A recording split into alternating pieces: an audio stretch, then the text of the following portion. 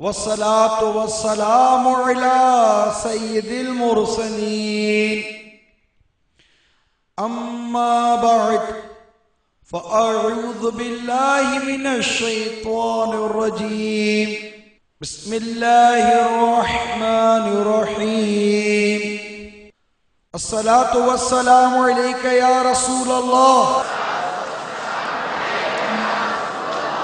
وعلى آلك وأصحابك يا حبيب الله الصلاة والسلام عليك يا نبي الله وعلى آلك وأصحابك يا نور الله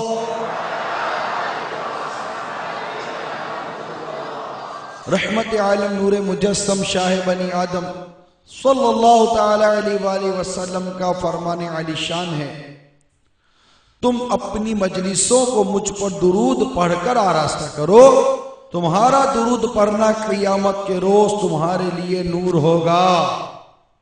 صلو علی الحبیب صلی اللہ تعالی علی محمد۔ میٹھے میٹھے اور پیارے پیارے اسلامی بھائیوں، بخاری و مسلم کے حوالے سے باہر شریعت میں نقل ہے، ابو ذر رضی اللہ تعالی عنہ سے مروی کہ نبی رحمت شفیع امت صلی اللہ تعالی علیہ وسلم نے ارشاد فرمایا، جو سنانے کے لیے کام کرے گا اللہ عز و جل اس کو سنائے گا، یعنی اس کی سزا دے گا۔ جو ریا کرے گا اللہ عز و جل اس سے ریا کی سزا دے گا۔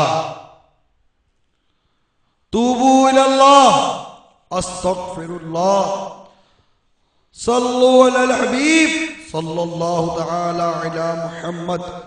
میٹھے میٹھے اور پیارے پیارے اسلامی بھائیوں، جو دعوت اسلامی کے 3 روزہ سنتوں پر اجتماع صحرائے مدینہ میں سن رہے ہو اور ملک و بیرون ملک میں پردے کی حالت میں سننے والی اسلامی بہنوں،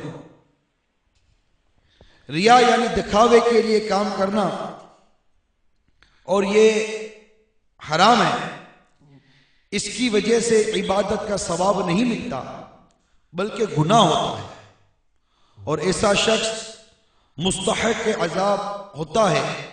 اللہ تبارک و تعالی پارہ 30 سورۃ الماعون میں ارشاد فرماتا ہے، فَوَيْلٌ لِّلْمُصَلِّينَ الَّذِينَ هُمْ عَنْ صَلَاتِهِمْ سَاهُونَ الَّذِينَ هُمْ يُرَاءُونَ وَيَمْنَعُونَ الْمَاعُونَ۔ میرے آقا اعلیٰ حضرت امام اہل سنت مجدد دین و ملت پروانہ شمعی رسالت مولانا شاہ احمد رضا خان علیہ رحمت الرحمن اپنے شعراء آفاق ترجمہ قرآن کنز الایمان میں اس کا ترجمہ کچھ یوں کرتے ہیں، تو ان نمازیوں کی خرابی ہے جو اپنی نماز سے بھولے بیٹھے ہیں، وہ جو دکھاوا کرتے ہیں اور برتنے کی چیز مانگے نہیں دیتے۔ صلو علی الحبیب صلی اللہ تعالی علی محمد۔ ان آیات مبارکہ میں آیت نمبر 6 الذین هم یراؤون، یعنی وہ جو دکھاوا کرتے ہیں کے تحت مفسرین نے وضاحت کے ساتھ یہ بات لکھی ہے کہ اس سے مراد وہ لوگ ہیں جو دکھاوے کے لیے عبادت کرتے ہیں تاکہ لوگ ان کو نیک سمجھیں۔ جب لوگوں کے بیچ میں ہوتے ہیں تو بڑی بڑی عبادت اور لمبی لمبی عبادات کا سلسلہ رہتا ہے، مگر جب تنہائی میں ہوتے ہیں تو انتہا درجے کی سستی برتتے ہیں۔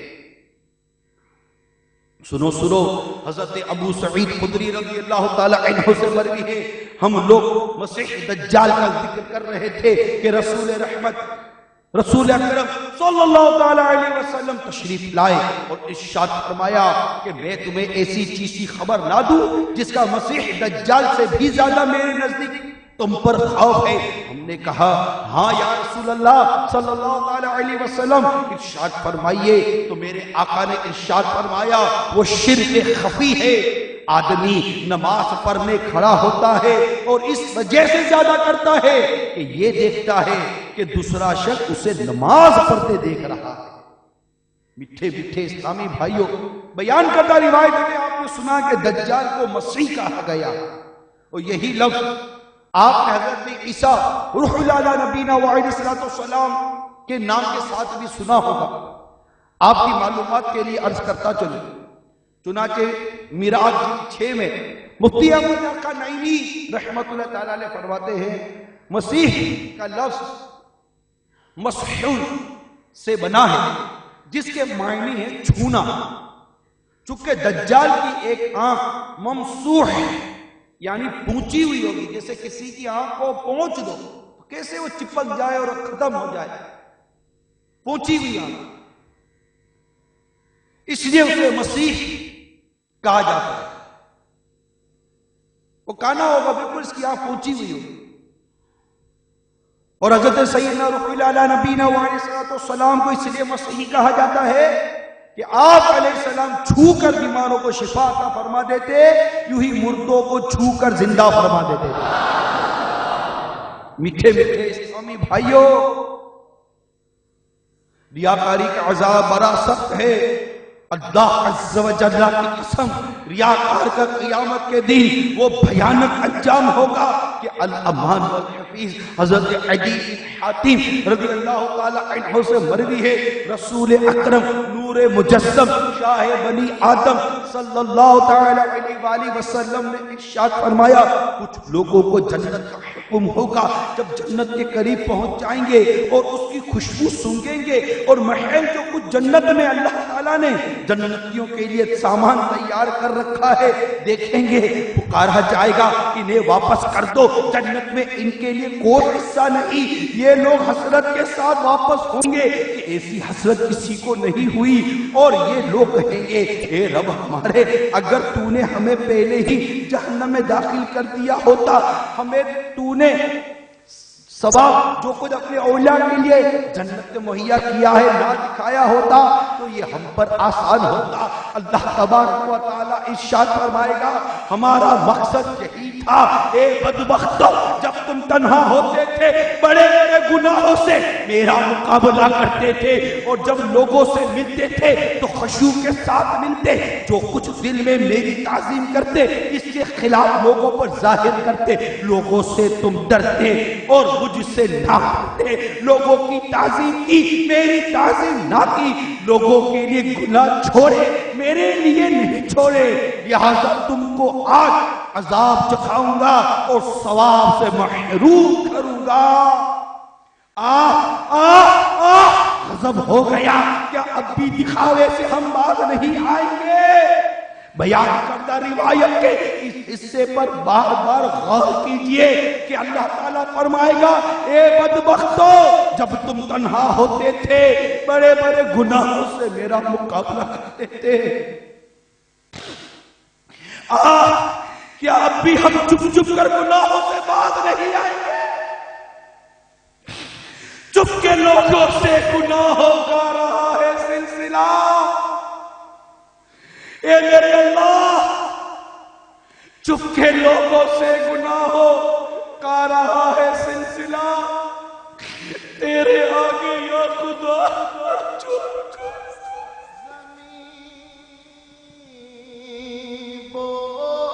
بوجھ سے میرے ہٹتی نہیں ہے، زمین بوجھ سے میرے ہٹتی نہیں ہے، یہ تیرا ہی تو ہے کرم یا الہی، یہ تیرا ہی تو ہے کرم یا الہی، مجھے نار دوزخ سے ڈر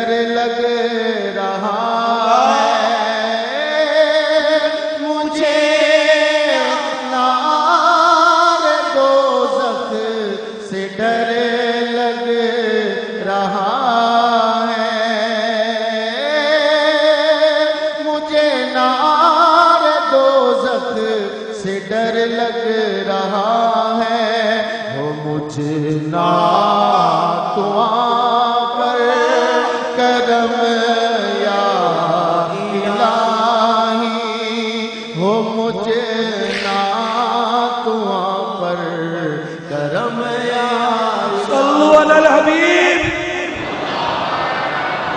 اللہ صلو علی الحبیب اللہ عز و جل سے ایک خوف کا اظہار کرنے والوں اور چپ چپ کے گناہوں کا بازار گرم کرنے والوں آئے ہمارا کیا بنے گا؟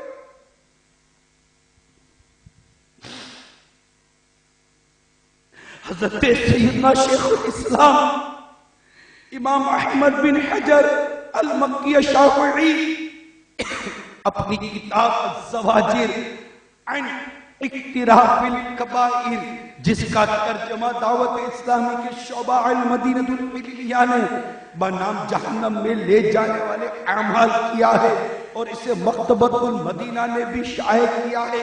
اس کے صفحات نمبر 69 پر یہ عبرتناک حکایت بھی دے رہی ہے. دل کے کانوں سے سنو.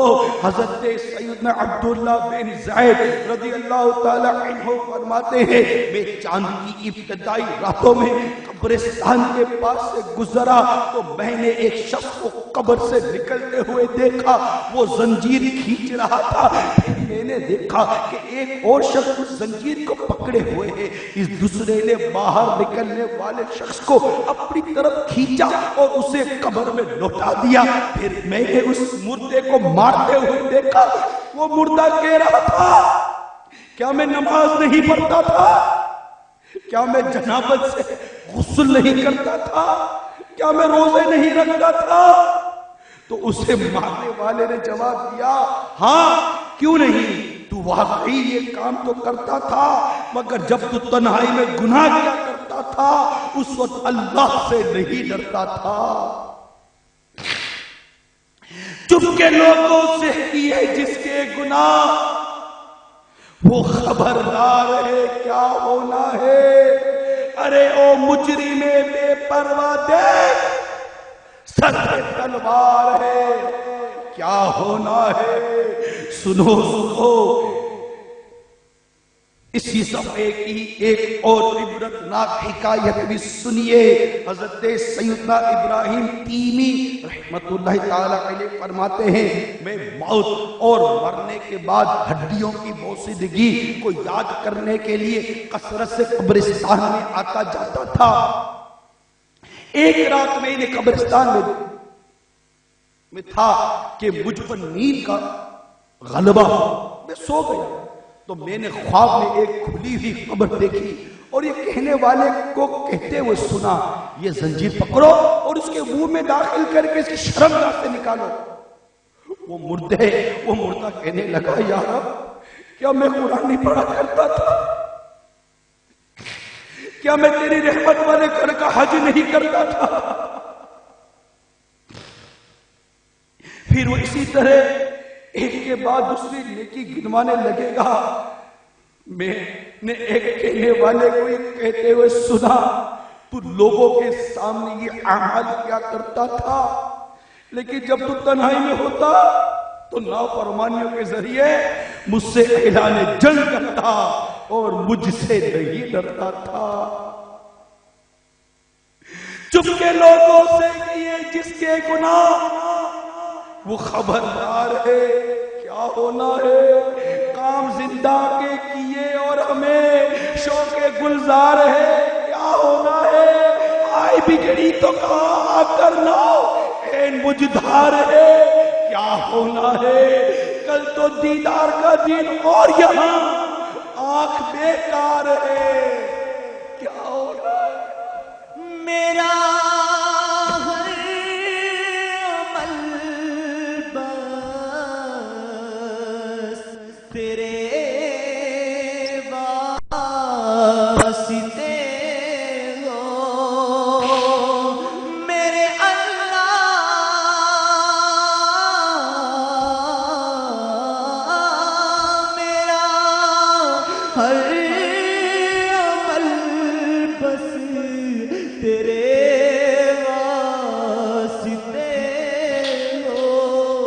کر اخلاص ایسا عطا یا الہی، کر اخلاص ایسا عطا یا الہی، بنا دے مجھے نیکوں کا صدقہ، بنا دے مجھے نیکوں کا صدقہ، گناہوں سے ہر دم بچایا الہی۔ ریاکاری کی تعریف بھی سن لیجیے۔ اللہ کی عبادت کے ذریعے بندوں کا ارادہ کیا جائے، یعنی عبادت کے اظہار کے ذریعے لوگوں کے دلوں میں مقام بنانا، یہ ریاکاری ہے۔ اور ریاکاری کو حدیث پاک میں شرک اصغر کہا گیا ہے۔ حضرت محمود بن لبیب رضی اللہ تعالی عنہ سے مروی ہے، رسول اکرم نور مجسم شاہ بنی آدم صلی اللہ تعالی علیہ وآلہ وسلم نے ارشاد فرمایا، جس چیز کا تم پر زیادہ خوف ہے وہ شرک اصغر ہے۔ لوگوں نے عرض کی شرک اصغر کیا چیز ہے؟ ارشاد فرمایا ریا ہے۔ اور بحقی نے اس حدیث میں اتنا زیادہ کیا کہ جس دن بندوں کے اعمال کا بدلہ دیا جائے گا، ریاکاری کرنے والوں سے اللہ عز و جل فرمائے گا ان کے پاس جاؤ جن کے دکھاوے کے لیے کام کرتے تھے، جا کر دیکھو کہ وہاں تمہیں کوئی بدلہ اور خیر ملتا ہے۔ حضرت سیدنا عمر فاروق اعظم رضی اللہ تعالی عنہ مسجد نبوی میں تشریف لے گئے۔ معاذ بن جبل رضی اللہ تعالی عنہ کو رحمت عالم نور مجسم صلی اللہ تعالی علیہ وآلہ وسلم کی قبر انور کے پاس روتا ہوا پایا۔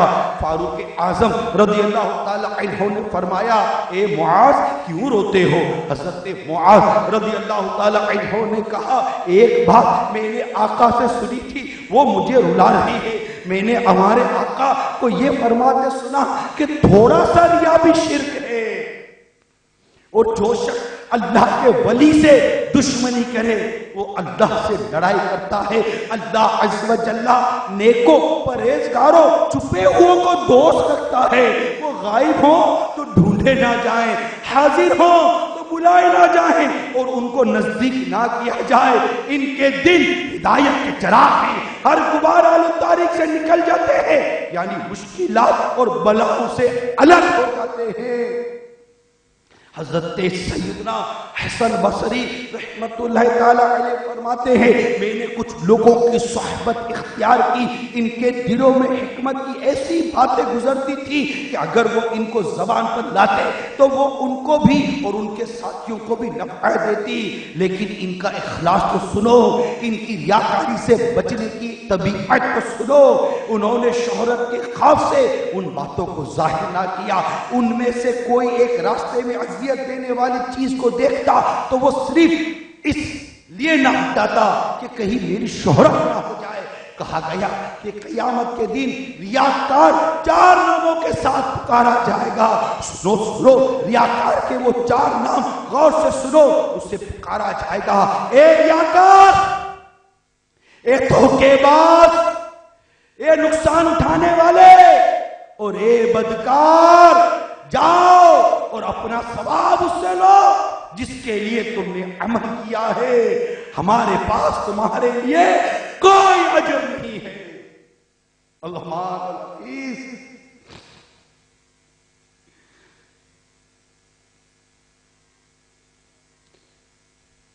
چپ کے لوگوں سے گناہوں کا رہا ہے سلسلہ، تیرے آگے یا خدا ہر جرم کا اظہار ہے، بندہ بدکار ہوں، حد ذلیل و خوار ہوں، مغفرت فرما الہی تو خدا غفار ہے۔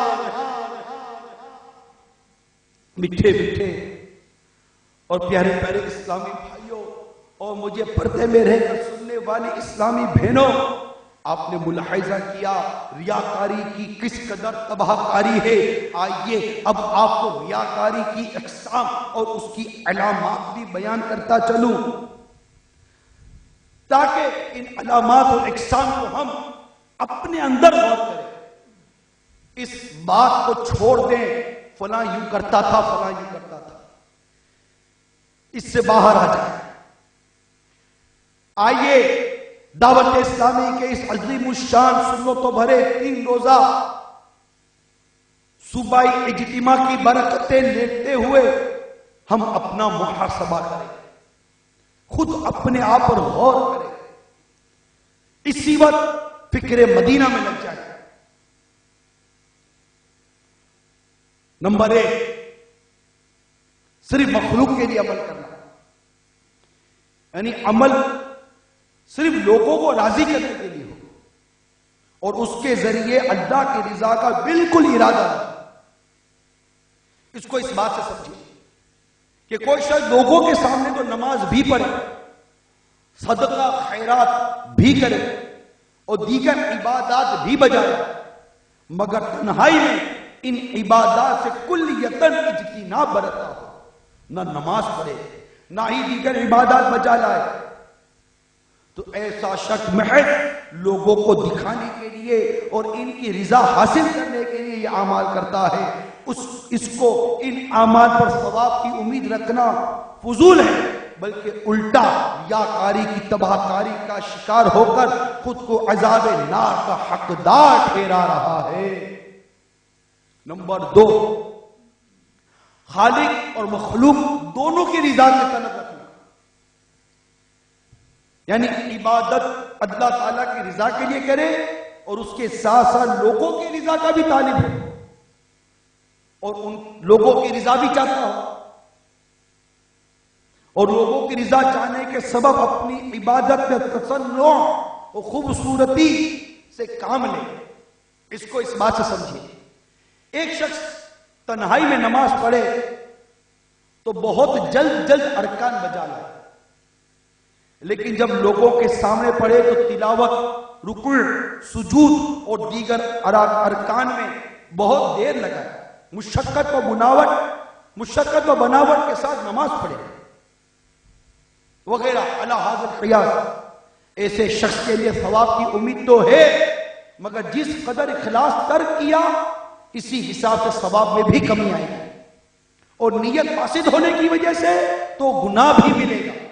بلکہ بعض بزرگوں کے نزدیک تو اس قسم کی ریاکاری پر بھی بالکل ثواب نہ ہونے کی وضاحت موجود ہے۔ آئیے اب کچھ علاج کی طرف چلتے ہیں۔ پہلا علاج، کوشش کرے ریاکاری سے منہ پھیرے،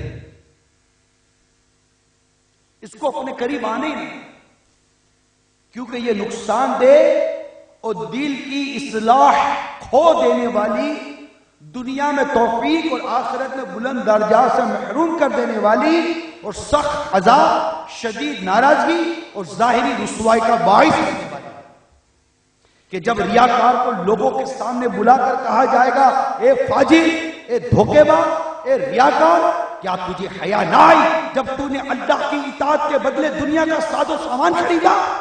تو نے بندوں کے دلوں پر نظر رکھی، اللہ کی نظر رحمت اور اس کی اطاعت کا مذاق اڑایا، اللہ عز و جل سے بغض رکھا اور اس کے بندوں سے محبت کی، لوگوں کے لیے ایسی چیزوں سے آراستہ ہوا جو اللہ کے نزدیک بری تھی اور اللہ سے دوری اختیار کر کے لوگوں کی قربت پائی۔ بزرگان دین فرماتے ہیں اگر ریا کی برائی فقط یہ ہوتی کہ اس کی وجہ سے کوئی ایک عبادت ہی برباد ہوتی تب بھی اس کا نقصان کافی تھا،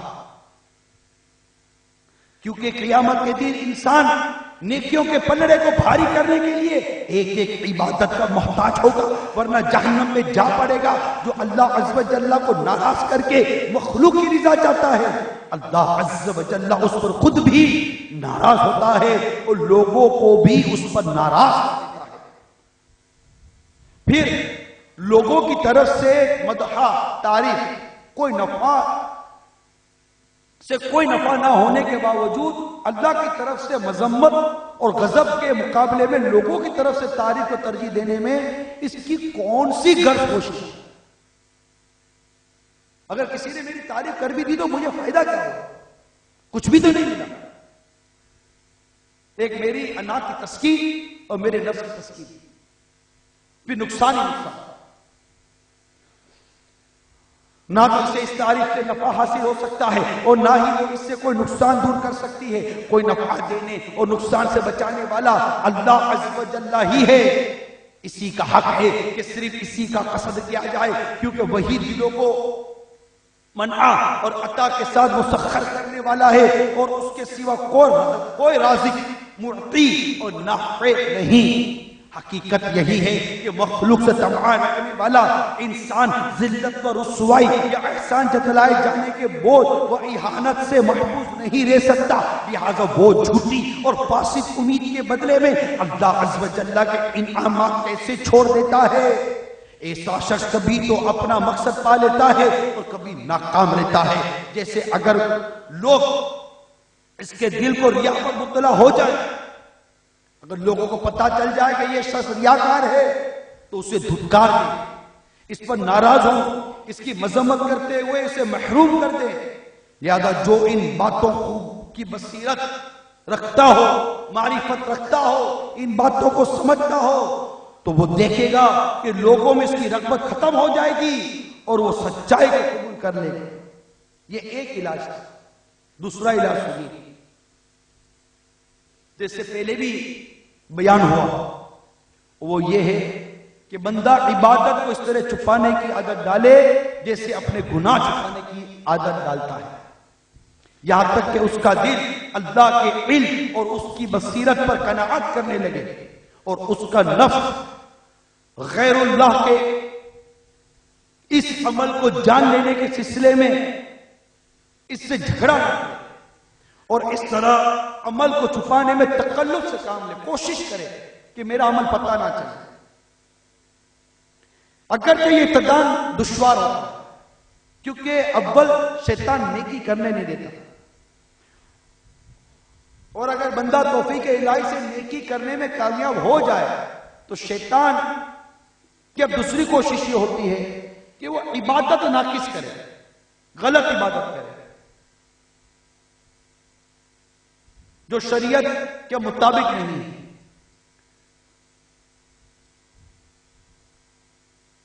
اور اگر وہ عبادت کرنے میں کامیاب ہو بھی جاتا ہے تو پھر شیطان کوشش یہ بھی کرتا ہے کہ اس کی عبادت کو یہ ظاہر کر دے، لوگوں میں واہ واہ چاہنے کے لیے عبادت کر لے۔ کسی نہ کسی طریقے سے شیطان مردود کی کوشش ہوتی ہے کہ بس اس بندے کو اولاً تو عمل ہی نصیب نہ ہو، اور اگر عمل کر لے تو عمل برباد ہو۔ کتنا مردود اور کس قدر ہمارا دشمن ہے، ہائے افسوس کہ آج کا مسلمان اس مردود شیطان کے پیچھے پیچھے چل رہا ہے۔ اس کی مکاریوں کو سمجھنے کے باوجود اس مکار شیطان سے بچنے کے لیے کوئی صورت اختیار نہیں۔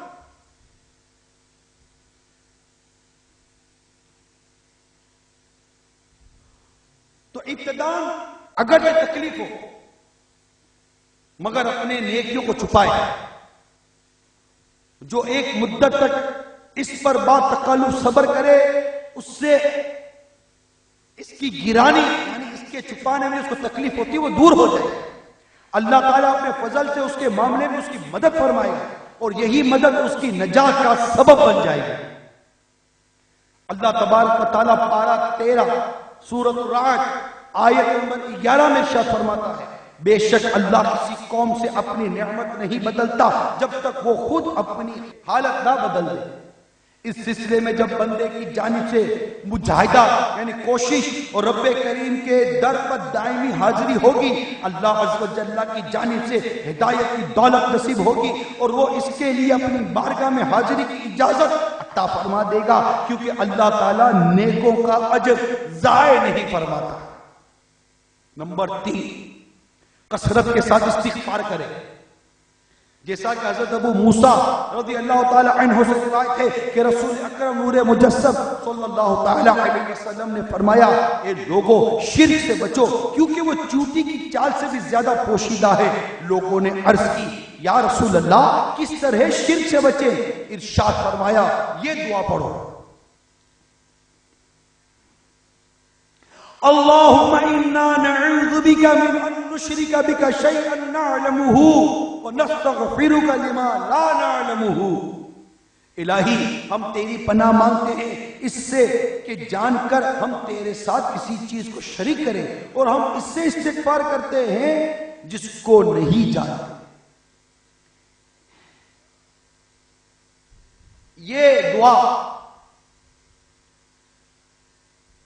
ہمارے شیخ طریقت امیر اہل سنت نے جو اپنے مریدین اور طالبین کے لیے شجرہ منتخب فرمایا ہے، یہ دعا اس میں لکھی ہوئی۔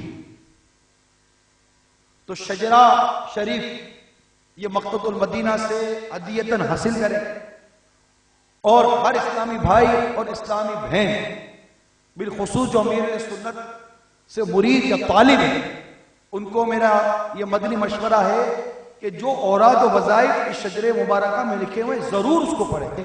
الحمدللہ شجرے کی پابندی کرنے والے کا رزق کشادہ ہو، شجرے کی پابندی کرنے والے کو الحمدللہ نمازوں کی توفیق ہوتی ہے۔ ہم کہتے ہیں کہ جناب ہم مرید تو بنے لیکن ہمیں فرق نہیں پڑ رہا، ہم نیک نہیں بن رہے، ہمیں اخلاق نصیب نہیں ہو رہا، فلاں عبادت نہیں مل رہی، فلاں عبادت کی توفیق نہیں مل رہی۔ تو میرے میٹھے میٹھے پیارے پیارے اسلامی بھائیوں، اور مجھے پردے میں رہ کر سننے والے اسلامی بہنوں، اور انٹرنیٹ کے ذریعے سننے والے اسلامی بھائیوں اسلامی بہنوں، جب گناہوں کا مرض لے کر ایک روحانی طبیب کے پاس آپ حاضر ہوئے اور اس کے ہاتھ میں ہاتھ دیا، اس کے غلام بنے، اس کے مرید بنے، اس کے طالب بنے، اب اس نے گناہوں کا علاج ہمیں دیا، اپنا شجرہ دیا، اس کو استعمال کرے۔ ڈاکٹر کے پاس دکھانے کے بعد ڈاکٹر صرف تسلیہ نہیں دیتا، ڈاکٹر کو پرسکرپشن دیتا ہے، ڈاکٹر کو دوا کا نسخہ لے کر دیتا ہے۔ اگر آپ دوا کا نسخہ لے کر بھی صرف پرسکرپشن اپنی جیب میں ہی ڈال لیں اور کہیں گے جناب ڈاکٹر کے پاس تو گئے تھے کچھ فرق تو پڑا نہیں، تو فرق کہاں سے پڑتا؟ میڈیکل اسٹور پہ جاتے، کوئی دوائی خریدتے، خریدنے کے بعد استعمال کرتے، پھر فرق نہ پڑتا تو کہتے لیکن ڈاکٹر کا دوائی فرق پڑے یا نہ پڑے، انشاءاللہ تعالی میرے امیر سنت کا دیا ہوا گناہ کی علاج کا مدنی نسخہ اس سے ضرور فرق پڑے گا انشاءاللہ میرے رب کی رحمت سے، میرے رب، کیونکہ اگر فرق نہ پڑتا ہوتا تو لکھا نوجوانوں نو داڑیاں رکھوایا،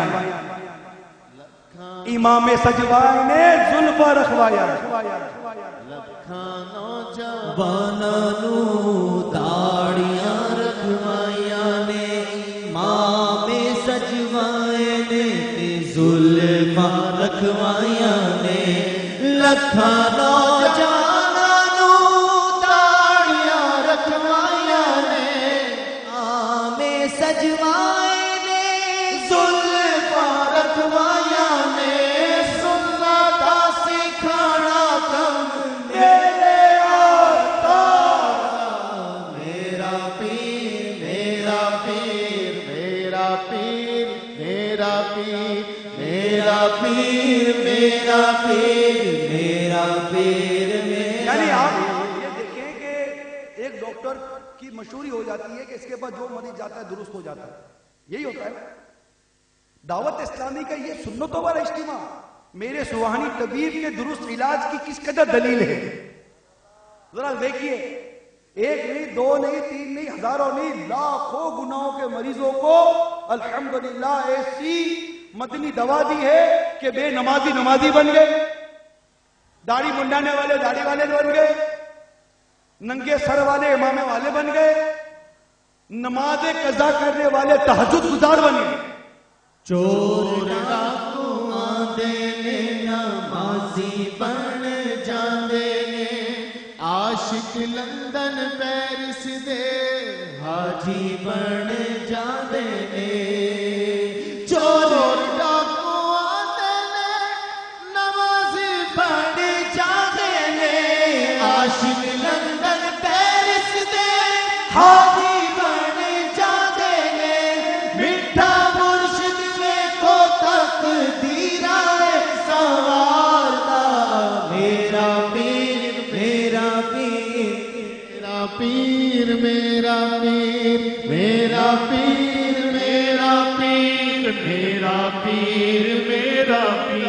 عظمت والا میرا پیر ہمت والا میرا پیر تقوی والا میرا پیر زلفوں والا میرا پیر میرا پیر میرا پیر میرا پیر میرا پیر میرا پیر میرا پیر میرا صلو علی نبی اسی طرح امیر سنت نے بیمار گناہوں کے علاج کا نسخہ ایک اور بھی دیا، اس کو کہتے ہیں مدنی انعامہ۔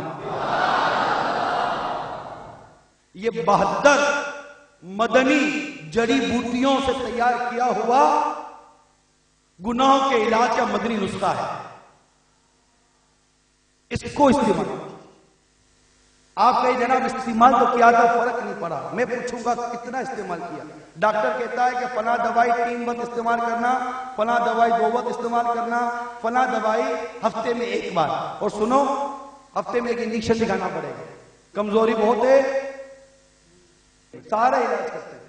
ہم نے گناہوں کے مرض نے ہمیں کتنا کمزور کر دیا، ہم پر کس قدر ہمارے ایمان کو زور ہے، اس کا اندازہ ہر کوئی لگا سکتا ہے۔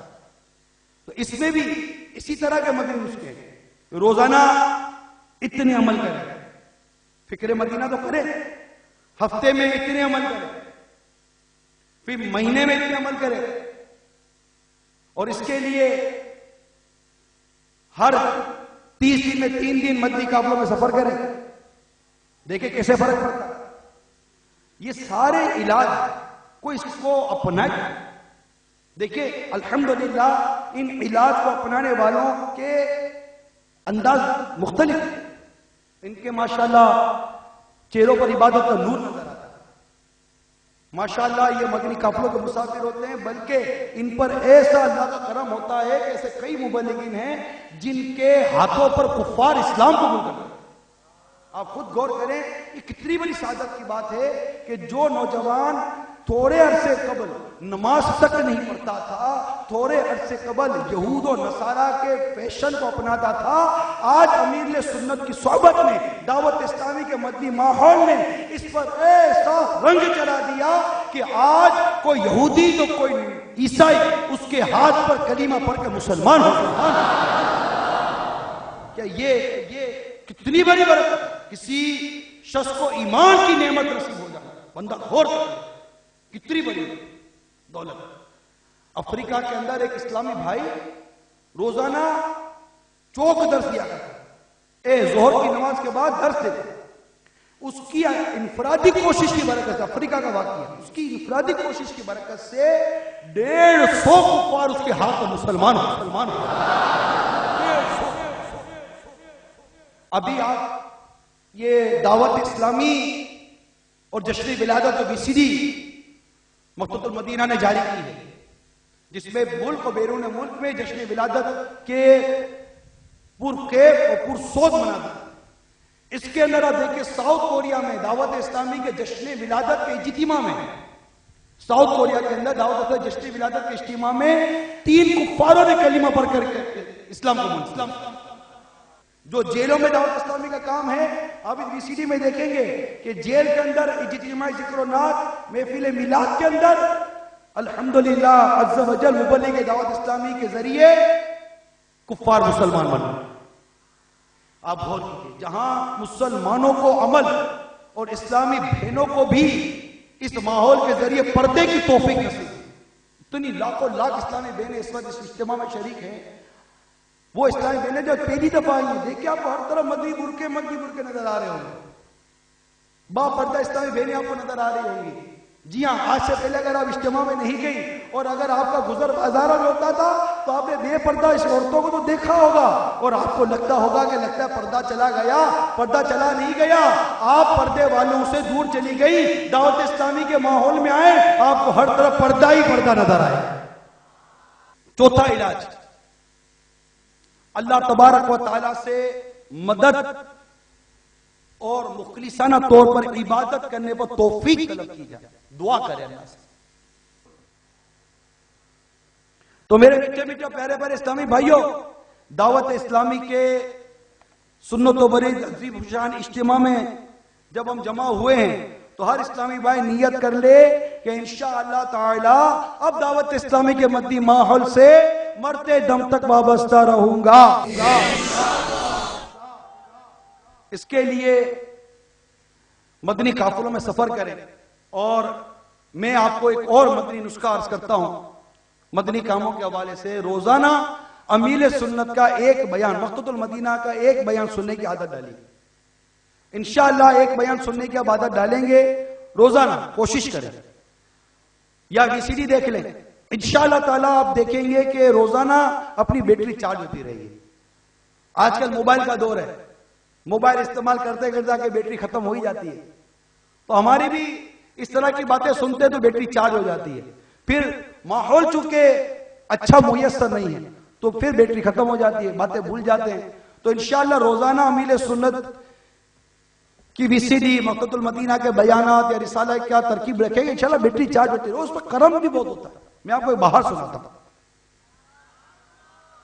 دعوت اسلامی کے 3 روزہ بین الاقوامی سنت و اجتماع صحرائے مدینہ مدینۃ الاولیاء ملتان کے اختتام پر عاشقان رسول کے ڈھیروں مدنی قافلوں نے سنتوں کی تربیت کے لیے شہر با شہر، گاؤں با گاؤں سفر اختیار کیا۔ چنانچہ عاشق رسول کا بیان میں اپنے انداز سے اس کا خلاصہ پیش کرتا ہوں۔ 1423 سنہ ہجری کے بین الاقوامی 3 روزہ سنت و اجتماع سے عاشقان رسول کا ایک مدنی قافلہ 12 دن کے لیے ضلع لیا پنجاب پاکستان پہنچا۔ جدول کے مطابق ایک دن جب کیسٹ اجتماع ہوا تو کیسٹ کا سنت و بھرا بیان سن کر ایک عاشق رسول پر رقت طاری ہو گئی اور وہ بلک بلک کر رونے لگے، یہاں تک کہ ہوش جاتا رہا۔ جب افاقہ ہوا تو کافی حشاش بشاش تھے، انہوں نے بتایا کہ الحمدللہ مجھ گناہگار پر فیضان کرم ہوا اور مجھے مدینے کے تاجدار کے دیدار کا شربت نصیب ہو گیا۔ دوسرے دن پھر کیسے اجتماع ہوا، ان کے ساتھ وہی کیفیت ہوئی۔ اب کی بار خواب میں وہ زیارت رسالت ماب سے اس طرح فیضیاب ہوئے کہ مدنی قافلے کے تمام مسافر بھی حاضر خدمت تھے۔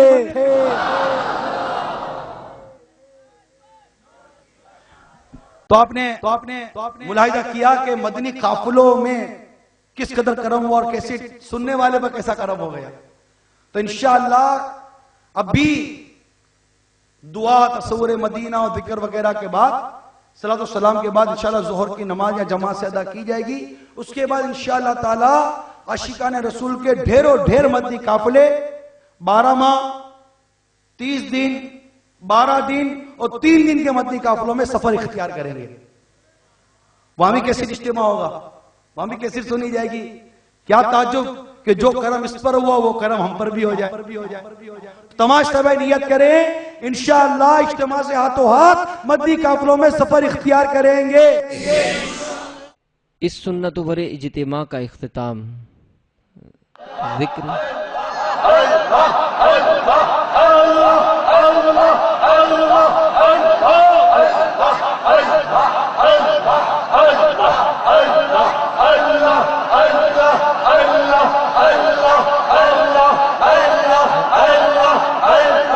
تصور مدینہ۔ چلاؤ ایک مجرم کی طرح میں جانب آقا، چلاؤ ایک مجرم کی طرح میں جانب آقا، نظر شرمندہ شرمندہ بدن لرزیدہ لرزیدہ۔ گناہگاروں کی معراج ہو گئی، یہ رہا سب اوپر، یا ساز ساز تم یہ رہا سب اوپر، یہ رہا سب ہے نظارہ، کیا ساز ساز گنبد، کیا اسألک شفاعت یا رسول اللہ۔ الصلاۃ والسلام علیک یا رسول اللہ، الصلاۃ والسلام علیک یا حبیب اللہ۔ اور دعا پر ہوتا ہے اے مولا ایمان سلامت لے کے جائے، یا اللہ کلمہ پڑھتے پڑھتے دنیا سے جائے، مولا لمحہ بھر بھی ایمان ہم سے جدا نہ ہو مولا، دن بدن شب و روز لمحہ بلوا مولا ہمارا ایمان ترقی کرتا چلا جائے، ایمان کامل ہوتا چلا جائے مولا۔ مولا ہم تجھ سے مانگنے کے لیے جمع ہوئے ہیں، تجھ سے دعا مانگنے جمع ہوئے ہیں، تو فرماتا ہے مجھ سے مانگو میں دعا قبول کرتا ہوں۔ ہم مانگنے آئے ہیں، ہم جانتے ہیں تو قادر مطلق ہے، تو ہمیں پیدا کرنے والا ہے، تو ہمیں پالنے والا ہے، تو ہمارا پروردگار ہے مولا۔ جب ہمارے راز اٹھانے والے ہمیں منو مٹی تلے قبر میں دفن کریں اے رب کریم، اس وقت وہ چھوٹا سا گڑا، وہ تنگو تاریخ گڑا، وہ کیڑے مکوڑے والا گڑا، اے مولا ایسا کرم کرتے کہ وہ قبر کا گڑا ہم گناہگاروں پر، ہم آقا کے غلاموں پر کشادہ ہو جائے مولا، وہ اندھیرا گڑا آقا کے نور سے پر نور فرما دے۔ خیر البشر پر لاکھوں سلام، خیر البشر پر لاکھوں سلام، لاکھوں درود اور لاکھوں سلام، لاکھوں درود اور لاکھوں سلام، جنوں ملائک تیرے غلام آقا، جنوں ملائک تیرے غلام آقا، سب سے سوا ہے تیرا مقام، یاسین و طٰہٰ تیرے ہی نام، یاسین و طٰہٰ تیرے ہی نام، خیر البشر پر لاکھوں سلام، لاکھوں درود اور لاکھوں سلام۔ لوٹنے رحمتیں قافلے میں چلو، سیکھنے سنتیں قافلے میں چلو، قافلے میں چلو، قافلے میں چلو، قافلے میں چلو، قافلے میں چلو۔ لوٹنے رحمتیں قافلے میں چلو، سیکھنے سنتیں قافلے میں چلو، قافلے میں چلو، قافلے میں چلو، قافلے